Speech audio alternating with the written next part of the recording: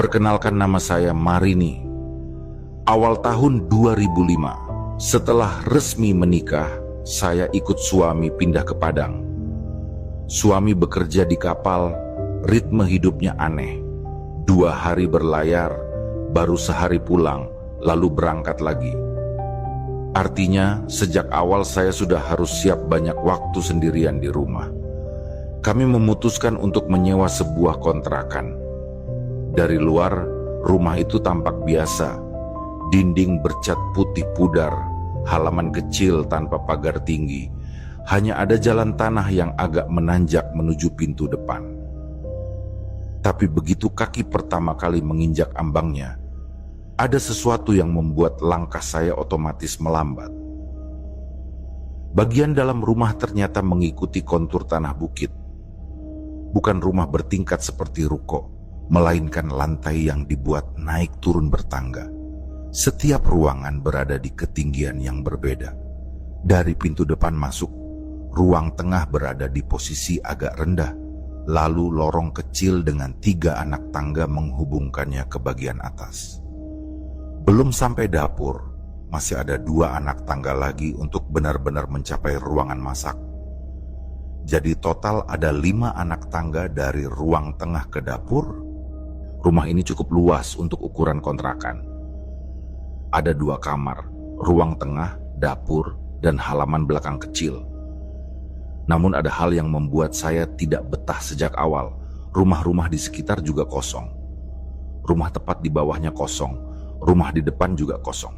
Sementara pemilik kontrakan tinggal di rumah lain di atas bukit, paling puncak. Jadi praktis, ketika suami sedang di laut, saya hanya sendirian di bangunan ini. Ditemani rumah-rumah kosong yang sepi, dan pohon mangga tua yang berdiri seperti penjaga bisu. Hari-hari pertama berjalan biasa. Saya beres-beres kamar, menyusun pakaian, menaruh beras di wadah plastik di dapur, dan menata beberapa peralatan masak sederhana. Suami berangkat lagi ke kapal setelah sehari tinggal, meninggalkan saya sendirian. Sore hari saya duduk di ruang tengah sambil mendengar azan maghrib dari mushola jauh di bawah. Lampu sudah menyala sejak senja, tapi entah mengapa ruangan tetap terasa gelap. Saya mengira mata saya yang lelah, atau mungkin karena posisi rumah menanjak sehingga cahaya lampu tak tersebar rata. Tapi hati kecil saya diam-diam menolak alasan itu. Ada hawa ganjil, tipis tapi jelas. Malam pertama saya jalani dengan doa yang panjang. Tidak ada kejadian aneh, hanya sunyi.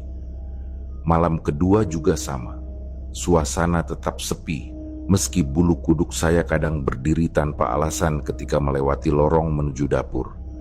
Saya mengabaikan rasa itu, memaksa diri untuk berpikir waras. Ini hanya rumah baru, tubuh saya butuh adaptasi. Namun pada malam ketiga, sesuatu mulai berubah. Sekitar pukul 11 malam, ketika saya hampir terlelap, tiba-tiba terdengar suara dari arah dapur. Bunyi logam yang bersentuhan. Rasanya seperti suara sendok besi menabrak panci. Saya sontak membuka mata, jantung berdegup lebih cepat. Beberapa detik saya menunggu, berharap suara itu hanya khayalan kantuk. Tapi sunyi berikutnya justru membuatnya semakin nyata. Saya duduk menahan napas. Suami tidak ada di rumah, pintu depan terkunci rapat dari dalam. Maka satu-satunya penjelasan logis adalah ada orang asing masuk. Apakah maling? Namun saya ragu, bagaimana mungkin? Saya memberanikan diri membuka sedikit pintu kamar. Dari celah itu saya bisa melihat lorong kecil dengan 3 tangga naik. Dapur berada di atas, jadi posisi meja tampak samar dari bawah. Lampu masih menyala, tapi tak ada bayangan bergerak. Tudung saji masih diam di tempatnya. Saya menatap lekat-lekat beberapa saat, lalu menutup pintu perlahan. Nafas saya kembali tersengal. Tidak ada tanda-tanda manusia, Tapi suara tadi jelas nyata. Malam itu, selepas suara logam yang pertama, saya pun mencoba menenangkan diri. Saya berbaring kembali, meski telinga tetap awas. Saya menutup mata, tapi tubuh saya tegang, seakan siap meloncat jika suara itu kembali terdengar. Sekitar beberapa menit kemudian, suara itu benar-benar muncul lagi. Kali ini lebih jelas, seperti ada yang mengangkat tudung saji dan meletakkannya kembali ke meja. Suaranya khas, gesekan anyaman bambu dengan permukaan kayu yang kasar. Saya spontan duduk tegak di ranjang. Perasaan saya bercampur antara takut dan penasaran. Saya sempat berpikir, jangan-jangan ini maling benar. Tapi logika saya cepat menepis, bagaimana mungkin maling begitu santai mengangkat tudung saji, bukan mencari barang berharga?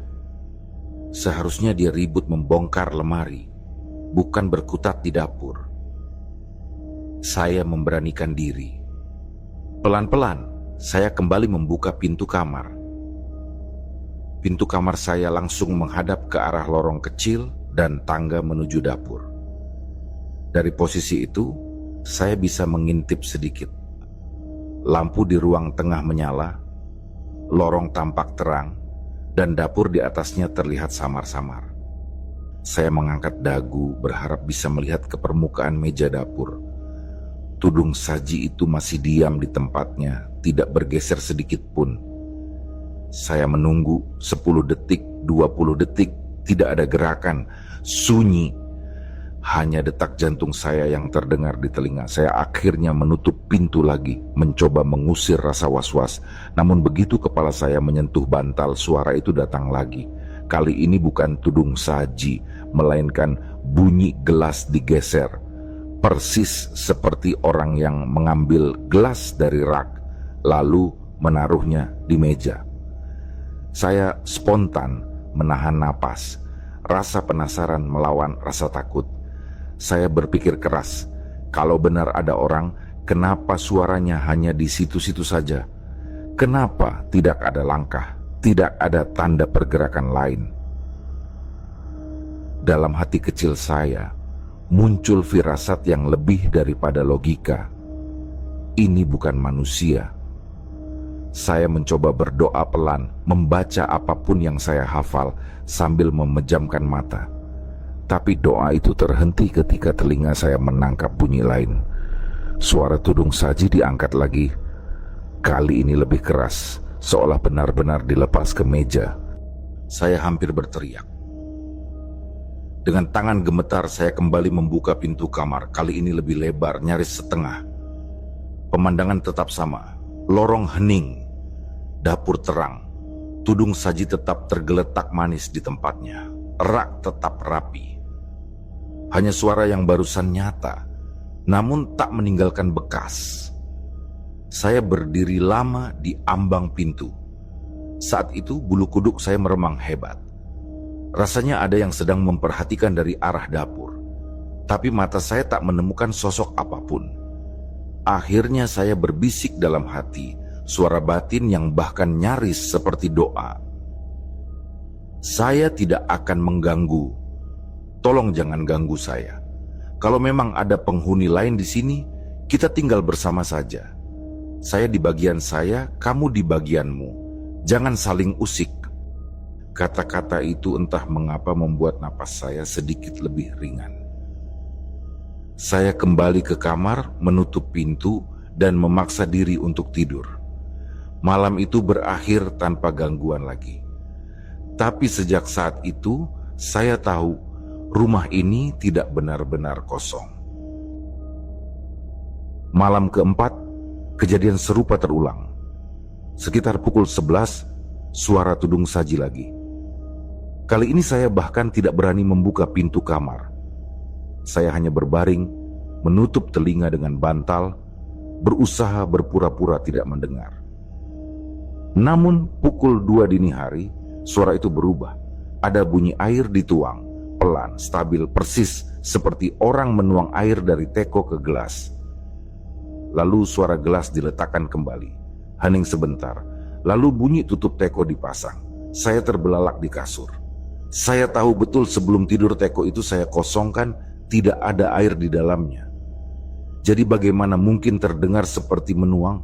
Kali ini saya memberanikan diri keluar. Kaki saya melangkah perlahan ke ruang tengah. Dari bawah saya mendongak ke arah meja dapur. Teko masih di tempatnya. Rak gelas rapi, permukaan meja kering. Tidak ada bekas air sedikit pun.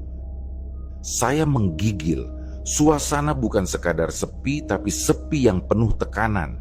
Saya merapatkan selendang ke badan, lalu menelan ludah. Tidak ada manusia di situ. Tidak ada tanda-tanda maling. Tidak ada hal yang bisa dijelaskan logika. Akhirnya, saya kembali berkata dalam hati, kali ini lebih mantap. Baiklah, saya tidak akan mengganggu, tapi tolong jangan ganggu saya juga. Kita sama-sama tinggal di sini. Setelah itu saya masuk kamar lagi, menutup pintu dan berbaring. Kali ini, entah kenapa, suasana agak mereda. Tidak ada bunyi lagi sampai subuh. Saya memang tidak bisa tidur nyenyak, tapi setidaknya tidak ada suara yang mengusik. Sejak malam-malam itu, saya mulai mengenali pola yang aneh. Sekitar pukul 11, biasanya ada bunyi kecil seperti permulaan dari sesuatu yang sedang mencoba mencari perhatian. Lalu setelah jeda cukup lama, tepat saat tubuh seharusnya paling letih dan pikiran paling lemah, suara air dituang muncul dari dapur. Saya tidak bisa lagi tidur tanpa strategi. Setiap malam sebelum memejamkan mata, saya menata beberapa benda di dapur dengan sengaja. Teko saya posisikan miring, pegangan menghadap ke arah rak bumbu. 2 gelas saya sejajarkan bibirnya tepat di garis serat kayu meja. Tudung saji saya putar sedikit, sehingga anyamannya membentuk pola diagonal menghadap dinding. Saya niatkan begitu, supaya jika ada yang memindahkan atau mengangkatnya, saya bisa mengetahui dari pergeseran kecil yang tertinggal. Malam pertama saya melakukan itu, bunyi tetap datang. Sekitar pukul 11, gesekan tudung saji yang khas disusul senyap panjang. Saya mematung di tempat tidur, mencoba mengingat posisi awal semua benda. Pukul 2, suara dari teko yang seharusnya kosong kembali terdengar, diakhiri bunyi halus seakan gelas diletakkan. Saya menunggu beberapa menit agar nyali saya tidak runtuh begitu saja, baru setelah itu melangkah keluar kamar. Ruang tengah diam seperti biasa. Lorong 3 anak tangga menuju dapur terasa lebih panjang dari ukuran sebenarnya. Saya berdiri di anak tangga paling bawah, menahan napas, lalu perlahan mendongak. Lampu dapur menyala, tetapi cahaya tidak terasa ramah. Permukaan meja kering. Teko masih miring dengan pegangan menghadap rak bumbu, tidak berbeda sedetik pun dari posisi yang saya ingat. 2 gelas sejajar seperti semula. Tudung saji tetap diagonal. Anyamannya membentuk garis condong ke dinding. Tidak ada yang bergeser, tidak ada yang berubah. Hanya telinga saya yang masih mengingat jelas suara yang barusan lewat beberapa menit sebelumnya. Saya turun kembali ke ruang tengah. Dinginnya lantai merayap ke telapak kaki, membuat tubuh saya sadar bahwa malam sedang bekerja di luar jendela. Sejak saat itu, negosiasi batin menjadi kebiasaan. Setiap kali rasa takut merayap, saya menyusun kalimat yang sama. Saya tidak akan mengganggu, saya akan menjaga bagian saya tetap rapi. Saya hanya menumpang tinggal. Tolong jangan mengusik. Anehnya, sesudah kalimat itu, dada saya benar-benar terasa lebih longgar. Bukan karena masalahnya selesai, tapi karena saya merasa setidaknya saya sudah menyampaikan maksud saya. 2 atau 3 malam berikutnya, pola itu tetap muncul, namun lebih ringan. Bunyi tudung saji hanya datang sekali. Suara air terdengar semakin singkat, dan setelahnya rumah seperti menarik selimutnya kembali. Beberapa hari bahkan berlalu tanpa gangguan.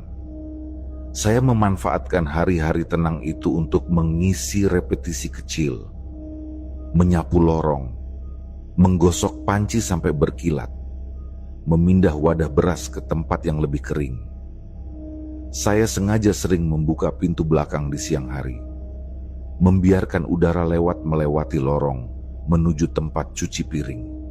Saya tidak tahu apakah hal-hal sepele begitu punya pengaruh, tapi saya merasa rumah sedikit lebih hidup kalau ada angin.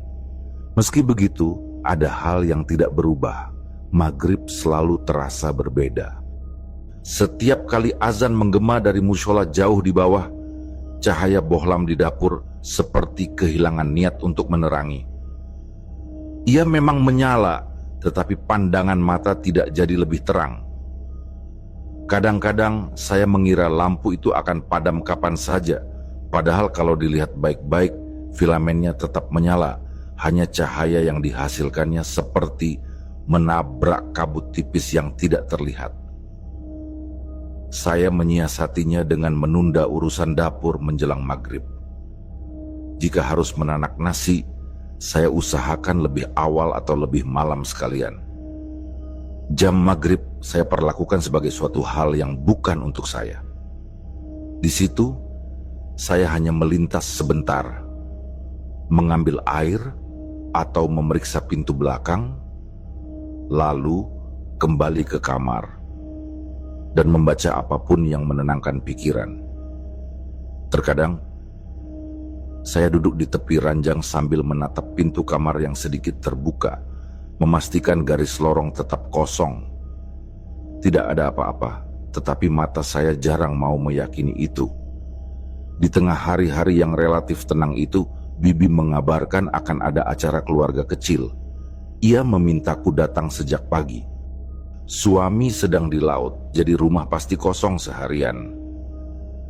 Saya mempertimbangkan sebentar, membayangkan dapur tanpa suara selama 1 hari penuh, lalu memutuskan untuk pergi. Saya merapikan rumah lebih dari biasanya.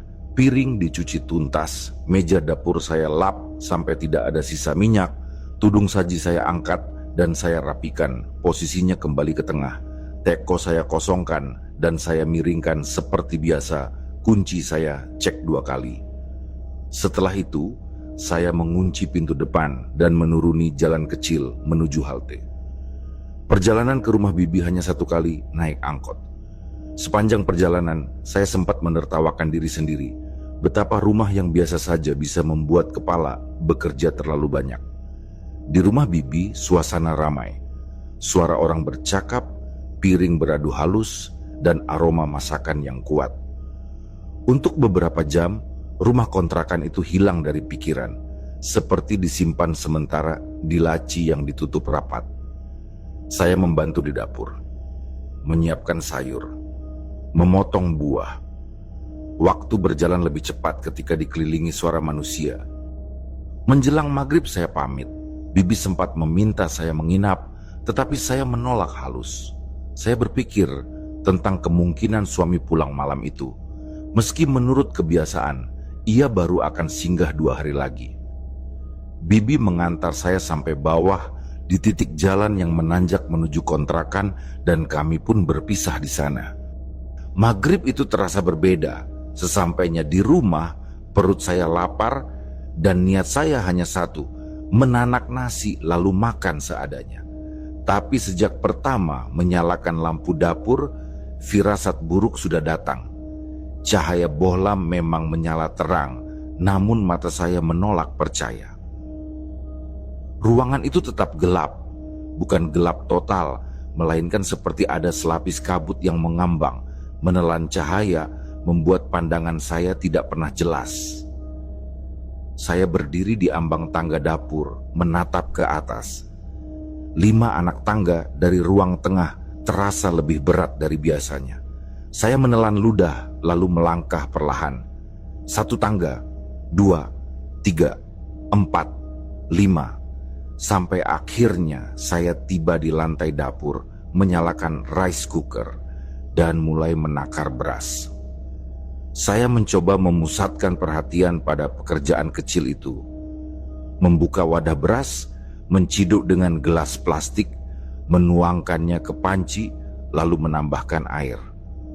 Suara butiran beras jatuh ke logam terdengar jelas, namun justru semakin menegaskan betapa sunyi sekeliling saya. Tidak ada suara jangkrik dari luar. Tidak ada desir angin dari lorong belakang. Hanya dengung halus dari bohlam tua yang sesekali bergetar seakan hendak padam, padahal nyalanya tetap sama. Setelah selesai mengukur air, saya duduk sebentar di anak tangga dapur, sekadar melepas lelah. Punggung saya menghadap ruang tengah yang lebih rendah. Saya menarik napas panjang, mengatur irama jantung. Dalam hati saya kembali mengulang kalimat yang sudah menjadi semacam mantra. Saya tidak mengganggu. Tolong jangan ganggu saya. Kita tinggal bersama di sini. Untuk beberapa detik, kalimat itu terasa cukup. Namun tiba-tiba, tanpa aba-aba, saya merasakan sesuatu yang berat menempel di punggung. Bukan hembusan angin, bukan hawa dingin, melainkan tekanan nyata. Seperti ada seseorang yang bersandar di tubuh saya dari belakang. Tubuh saya langsung kaku, nafas tertahan. Bahu saya seolah ditimpa beban yang membuat tulang punggung nyeri. Perlahan saya mencoba menoleh, sekadar melirik dari ujung mata. Saat itu, dunia saya runtuh. Saya melihat rambut panjang berombak, ikal tergerai ke depan bahu saya sendiri. Rambut itu bukan milik saya. Warna dan teksturnya berbeda. Rambut itu milik sosok yang tengah menunduk di belakang saya, menempel erat ke tubuh, seakan menyandar penuh. Saya tidak bisa melihat wajahnya karena posisinya merunduk. Yang jelas, rambut itu jatuh begitu dekat, hampir menyentuh pipi saya. Dari ujung mata, saya juga bisa menangkap potongan kain, semacam gaun longgar berwarna pucat, mungkin putih yang mulai kusam. Hanya itu, wajahnya tersembunyi, tapi kehadirannya nyata, berat, menekan, membuat saya sulit bergerak. Saya ingin berteriak, tapi suara saya terkunci di tenggorokan. Jantung berdebar begitu keras sampai telinga saya berdenging. Dalam hati, dengan sisa keberanian yang ada, saya berkata lirih, "Saya hanya mau masak, saya tidak ganggu. Ini memang waktunya kamu, saya tahu, tapi saya hanya sebentar saja. Tolong jangan ganggu." Entah bagaimana, setelah kalimat itu, tekanan di punggung terasa sedikit lebih ringan. Bukan hilang sepenuhnya, tapi cukup untuk membuat saya bisa berdiri perlahan. Lutut saya gemetar, tangan saya basah oleh keringat dingin. Saya tidak berani menoleh penuh, apalagi berbalik. Saya melangkah pelan menuju pintu dapur yang mengarah ke lorong belakang. Tujuan saya hanya satu, mengambil air di tempat cuci piring untuk menambah ke panci. Tapi saat kaki saya sampai di ambang, lampu bohlam mulai berkedip. Sekali, dua kali, lalu berhenti. Namun efeknya membuat lorong belakang tampak lebih gelap daripada biasanya. Gelap yang padat, seperti tidak tembus cahaya. Saya menggenggam gayung yang tergantung di dekat bak air. Baru saja ingin menimba, gayung itu terlepas dari tangan saya, jatuh ke lantai dengan bunyi yang keras. Saya otomatis membungkuk untuk mengambilnya. Dan disitulah saya melihat sesuatu yang membuat seluruh tubuh saya gemetar. Di bawah gaun pucat itu, tidak ada kaki yang menapak lantai. Kain gaun itu tergerai bebas, tapi ujungnya tidak menutup apa-apa. Bagian bawahnya kosong, melayang setinggi betis saya. Seharusnya di bawah kain itu ada telapak kaki, tapi tidak ada apa-apa, hanya udara kosong. Saya menjerit spontan, suara tercekat di tenggorokan. Tanpa pikir panjang, saya berlari. Beras yang sudah ditakar dan panci rice cooker saya biarkan begitu saja. Saya tidak peduli lagi. Dengan tenaga panik, saya membuka pintu depan. Bahkan tidak ingat apakah saya sempat menguncinya lagi atau tidak. Saya hanya tahu, detik itu saya ingin keluar dari rumah. Secepat mungkin, saya berlari menuruni jalan tanah, kemudian menuju rumah bibi. Nafas saya tersengal, dada sakit, tapi saya terus memaksa kaki. Sampai akhirnya tiba di rumah bibi, saya hampir roboh di ambang pintu. Bibi dan beberapa orang keluarga yang masih terjaga terkejut melihat saya datang tengah malam dengan wajah pucat dan mata berkaca. Saya tidak langsung bercerita. Takut bibi khawatir, saya hanya mengatakan ingin menginap. Malam itu saya tidur di rumah bibi, tubuh gemetar, mata terpejam paksa. Tapi kepala saya terus memutar ulang pemandangan itu. Rambut ikal menyapu bahu, gaun pucat, dan kaki yang tak pernah menapak lantai. Esok paginya, sinar matahari terasa menusuk mata. Bukan karena silau, tapi karena tubuh saya masih penuh ketegangan semalam. Saya berjalan kembali ke kontrakan ditemani bibi. Nafas saya masih pendek-pendek. Kaki gemetar setiap kali membayangkan saya harus melangkah masuk lagi ke dalam rumah itu. Begitu pintu dibuka, bau ruangan pengap langsung menyergap.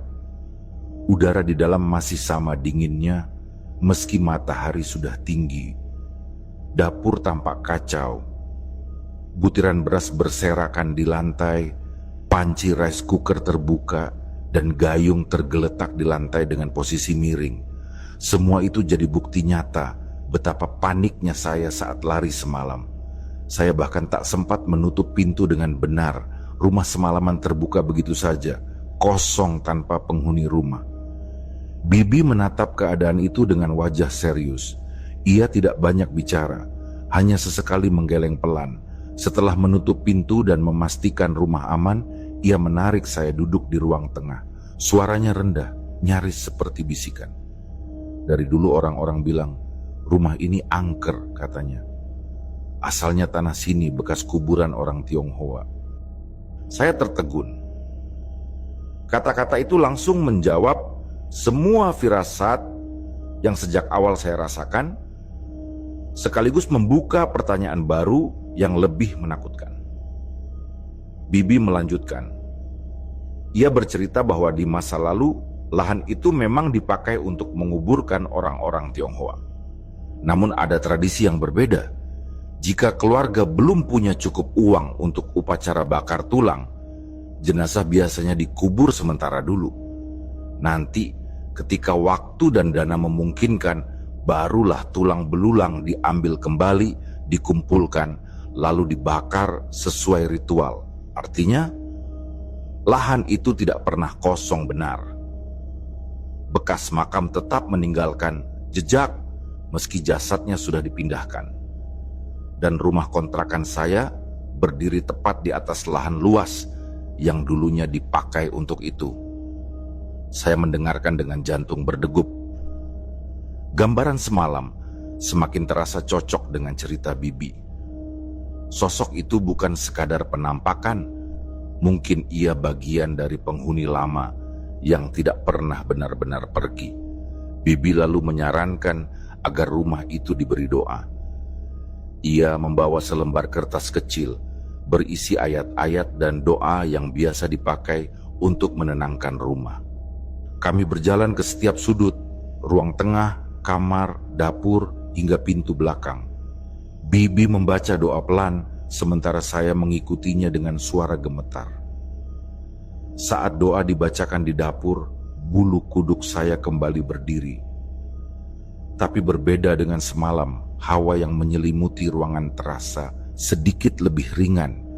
Seperti ada sesuatu yang mundur, memberi jarak, meski tidak pergi sepenuhnya. Saya bisa bernapas sedikit lebih lega, walau rasa takut itu masih ada. Selesai berkeliling, Bibi menepuk bahu saya. Jangan terlalu dipikir, kalau takut, bacalah doa. Ingat, kamu bukan sendirian di dunia ini. Mereka juga punya tempat. tapi kita bisa saling menjaga. Saya hanya mengangguk, meski hati saya tahu rasa aman itu rapuh. Hari itu saya berusaha mengisi waktu dengan kegiatan biasa. Menyapu, mencuci pakaian, membereskan beras yang berserakan. Saya menyalakan radio kecil untuk mengisi keheningan. Suara musik dangdut samar-samar terdengar, berusaha menutup celah hening yang sering jadi pintu masuk bagi rasa takut. Namun ada hal yang tidak bisa dihapus. Pohon mangga tua di luar yang menjulang di dekat setapak menuju kamar mandi. Setiap kali mata saya melirik ke sana, ada rasa tak nyaman. Batangnya yang besar, daunnya yang rimbun, seolah menyimpan sesuatu. Saya ingat betul semalam, sebelum panik lari, bagaimana lampu berkedip dan lorong belakang seakan ditutup kegelapan. Pohon itu berdiri tak jauh dari sana. Beberapa hari setelah Bibi memberi doa, rumah terasa lebih tenang. Tidak ada lagi suara tudung saji digeser. Tidak ada lagi bunyi teko seakan dituangi air. Saya mulai percaya bahwa doa itu benar-benar menjadi pelindung. Meski bulu kuduk masih sering meremang tanpa sebab, setidaknya malam-malam berjalan lebih sunyi. Namun, ketenangan itu ternyata hanya selapis tipis. Malam itu saya pulang agak larut dari rumah Bibi. Seperti biasa, Bibi hanya mengantar saya sampai bawah tanjakan. Jalan menuju rumah kontrakan menanjak, dan dari titik itu sudah terlihat gelap. Hanya cahaya bohlam dapur yang temaram dari kejauhan. Saya melangkah sendirian ke atas, dengan langkah kecil dan hati-hati. Udara malam lembab. Setiap injakan sandal terasa berat. Suara jangkrik samar-samar terdengar dari kejauhan, tapi anehnya area sekitar rumah terasa senyap. Pohon mangga besar di dekat kamar mandi berdiri menjulang, cabangnya menutupi sebagian langit. Saya mengangkat kepala sekilas, dan saat itulah jantung saya hampir berhenti berdetak. Di bawah pohon mangga itu ada sosok perempuan berdiri. Ia tidak bergerak, tubuhnya menempel pada batang pohon. Kedua tangannya merangkul kayu besar itu, sementara kepalanya menunduk tajam. Dari jarak itu, saya bisa melihat jelas rambutnya, panjang, agak ikal, tergerai sampai menutupi sebagian wajah. Gaunnya panjang, jatuh sampai kaki. Warnanya samar di bawah cahaya lampu yang redup. Saya terdiam di anak tangga terakhir tubuh kaku. Otak saya berusaha mencari penjelasan. Apa mungkin tetangga? Tapi ingatan cepat menepis. Rumah-rumah sekitar kosong. Tidak ada yang tinggal di depan, tidak ada yang tinggal di bawah. Dan pemilik kontrakan pun tidak punya anak perempuan.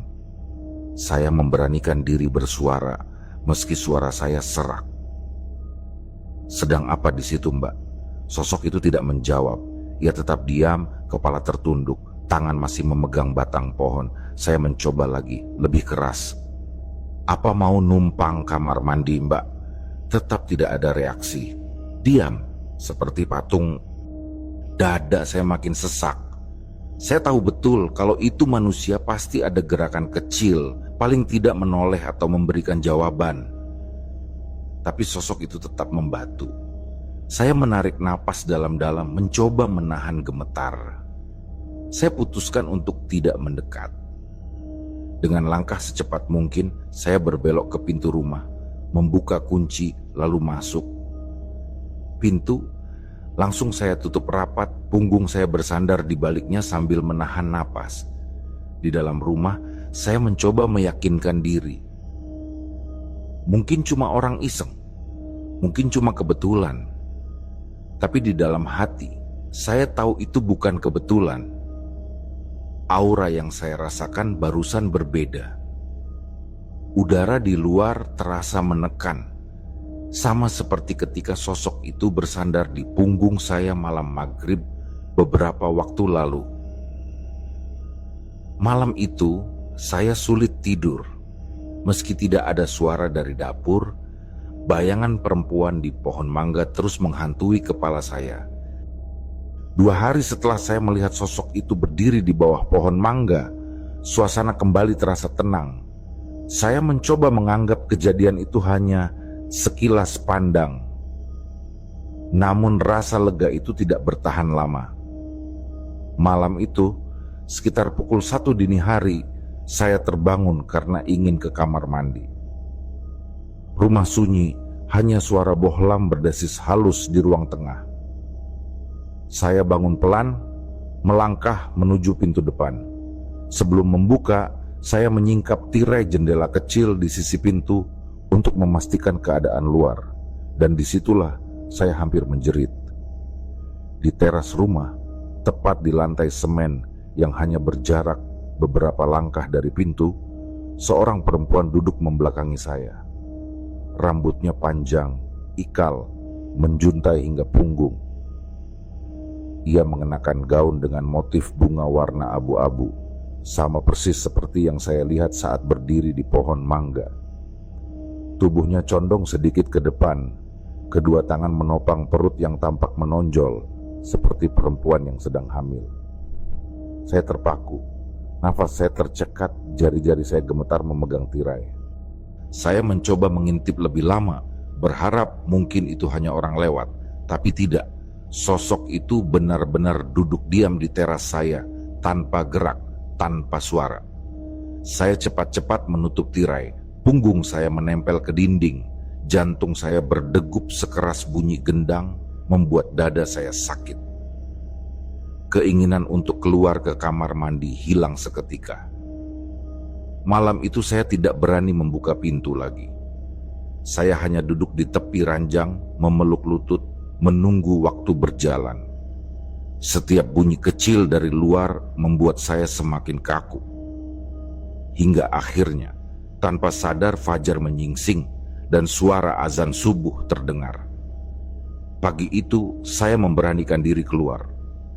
Teras tampak kosong, tidak ada siapapun. Lantai semen kering, tidak ada bekas duduk, tidak ada jejak kaki. Tapi gambaran perempuan itu masih melekat jelas di kepala saya. Siang harinya, saya melihat pemilik kontrakan turun melewati jalan depan rumah. Ia tinggal di rumah paling atas bukit, jadi sesekali melewati jalan ini, saya memanggilnya, memberanikan diri untuk bertanya. Saya mau tanya, Bu. Kemarin saya lihat ada perempuan di sini. Ciri-cirinya rambut agak ikal, panjang sampai bahu, pakai baju bunga abu-abu. Apa Ibu kenal? Pemilik itu berhenti sebentar. Wajahnya berubah, seolah menyembunyikan sesuatu. Lalu ia balik bertanya dengan nada yang aneh. Kamu beneran lihat dia? Pertanyaan itu membuat saya merinding, lebih daripada penampakan itu sendiri. Nada suaranya seakan menguji, seperti ia sudah tahu jawabannya sejak awal. Saya menelan ludah, lalu menjawab pelan, "Iya Bu, saya lihat. Pertama waktu dia berdiri di pohon mangga, lalu tadi pagi dia duduk di teras saya jam 1 malam. Pemilik mengangguk pelan. Ia tidak terlihat terkejut, malah wajahnya tenang. Bukan siapa-siapa," katanya datar. "Jangan takut. Dia nggak ganggu." Saya terdiam. Hati saya ingin bertanya lebih jauh, tapi lidah saya keluh. Jawaban itu bukannya menenangkan, malah semakin membuat bulu kuduk saya berdiri. Kalau memang bukan siapa-siapa, kenapa ada di pohon mangga? Kenapa duduk di teras saya tengah malam? Saya mencoba menguatkan diri. Kalau begitu Bu, lain kali bilang ke dia supaya ketuk pintu. Jangan duduk diam-diam. Tengah malam bikin kaget, kata saya, mencoba setengah bercanda. Pemilik hanya tersenyum tipis, tidak menjawab. Ia lalu melanjutkan langkahnya menuruni jalan, meninggalkan saya dengan ribuan pertanyaan yang semakin menumpuk. Hari-hari berikutnya, rumah terasa sedikit lebih tenang. Entah karena saya sudah terbiasa, atau karena sosok itu memang sengaja menghilang sementara. Suami saya juga sempat lebih sering di rumah, karena kapal tidak selalu berangkat akibat badai. Kehadiran suami membuat saya sedikit lebih berani. Setiap kali saya membuka tirai di malam hari, bayangan perempuan duduk di teras itu kembali terlintas. Rambut ikalnya, gaun abu berbunga, perut yang tampak menonjol. Semuanya melekat seperti mimpi buruk yang enggan hilang. Dan benar saja, ketenangan itu tidak bertahan lama. Malam berikutnya, saya dan suami baru saja pulang dari acara keluarga di daerah Jati, agak jauh dari rumah kontrakan. Sebenarnya keluarga meminta kami menginap saja, tapi suami menolak. Ia bilang, lebih baik pulang, takut kalau rumah ditinggal kosong. Saya tidak berani berdebat. Bagaimanapun, rasanya lebih aman pulang bersama suami ketimbang tidur di rumah orang meski ramai. Perjalanan pulang memakan waktu hampir 1 jam. Jalanan sepi, hanya sesekali kendaraan lewat. Sampai di halaman kontrakan, jam tangan saya menunjukkan pukul 2 dini hari. Rumah tampak diam, sepi, dindingnya memantulkan cahaya lampu jalan yang redup. Suami berjalan lebih dulu. Ia membuka kunci pintu depan, lalu masuk. Saya tertinggal beberapa langkah di belakang, masih berdiri di teras. Saya menoleh ke arah luar, mencoba menenangkan diri sebelum ikut masuk. Dan di saat itulah telinga saya menangkap suara aneh, seperti ada sesuatu yang jatuh dari ketinggian. Saya menoleh cepat ke arah sumber suara pohon mangga tua di samping jalan setapak menuju kamar mandi. Batangnya yang besar terlihat jelas di bawah cahaya bulan samar. Dedaunannya bergetar seolah ada sesuatu yang baru saja bergerak di sana. Awalnya saya berpikir mungkin buah mangga jatuh, tapi ketika kepala saya mendongak lebih tinggi, darah saya langsung dingin. Di puncak pohon mangga, tepat di cabang yang paling tinggi, saya melihat sosok putih. Tubuhnya tergantung, ia duduk di cabang, tapi tubuhnya condong ke bawah, kedua kakinya terjulur dan bergoyang pelan. Gaun putihnya terjuntai, berkilau samar terkena cahaya bulan. Rambutnya panjang, tapi kali ini lurus dan lebih hitam daripada sosok yang sebelumnya saya lihat di teras. Saya berdiri membeku di teras, napas tercekat. Tubuh saya ingin berteriak memanggil suami, tapi suara saya hilang. Mata saya terpaku pada gerakan kaki yang bergoyang-goyang itu, perlahan dan santai. Sekilas, sosok itu menunduk dan saya bisa melihat bayangan wajahnya samar. Wajah pucat, mata kosong, mulutnya seperti menganga tanpa suara. Itu bukan perempuan yang sama dengan gaun bunga abu. Baju berbeda, rambut berbeda.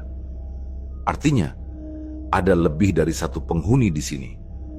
Saya tersadar, tubuh saya tidak bisa lama-lama di luar. Dengan segenap tenaga, saya berbalik, melangkah cepat masuk rumah, dan menutup pintu keras-keras. Suami menoleh kaget melihat wajah saya pucat pasi. Nafas saya tersengal, tubuh saya gemetar. "Kamu kenapa?" tanyanya. Dan malam itu, untuk pertama kalinya, saya menceritakan semua. Dari suara tudung saji, teko yang seakan dituang, berat di punggung, rambut ikal, kaki tak menapak, perempuan di pohon mangga, duduk di teras, hingga yang terakhir, sosok putih bergelantungan di puncak pohon. Semua saya keluarkan dengan suara gemetar. Suami terdiam mendengarkan dengan wajah tegang. Ia tidak menyela sedikit pun, hanya memandang saya dengan mata serius. Setelah saya selesai, ia menarik napas panjang. "Sebaiknya kita pindah saja. Jangan tinggal di sini lagi," katanya mantap. Mendengar itu, saya langsung menangis lega. Selama ini saya menahan semua sendiri, tidak berani bercerita agar suami tidak khawatir. Tapi kejadian malam itu membuat saya yakin, kontrakan ini bukan tempat untuk manusia. Ada yang menempati, ada yang menunggu, dan kami hanyalah tamu tak diundang. Malam itu juga, saya dan suami tidur di kamar dengan lampu menyala. Saya tidak memejamkan mata sama sekali. Bayangan kaki yang bergoyang di pucuk pohon terus menari di kepala saya setiap kali kelopak mata mencoba tertutup. Beberapa hari kemudian kami benar-benar pindah. Kami mengemas barang-barang, memindahkannya sedikit demi sedikit. Pemilik kontrakan hanya terdiam saat kami berpamitan. Ia tidak menahan, tidak juga bertanya terlalu banyak. Seakan-akan ia sudah tahu akhirnya akan begini. Setelah pindah ke rumah baru, kehidupan terasa berbeda. Malam-malam lebih tenang. Lampu benar-benar terasa menerangi ruangan, udara maghrib tidak lagi sesak. Rumah baru tidak membawa gangguan, hanya kehidupan normal yang kami rindukan.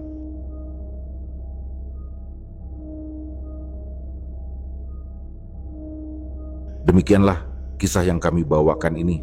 Semoga kisah ini dapat menghibur teman-teman semua dan diharapkan cerita ini bisa bermanfaat.